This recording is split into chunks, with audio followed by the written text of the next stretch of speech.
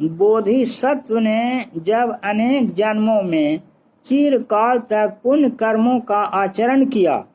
दान, दम, संयम और करुणा को आत्मसात कर लिया, दूसरों की भलाई के लिए अच्छा अच्छा काम करने का नियम बना लिया, तब एक बार वह देवों के अधिपति इंद्र हुए। यस्याः कृते दितिसुता रमसा गतानि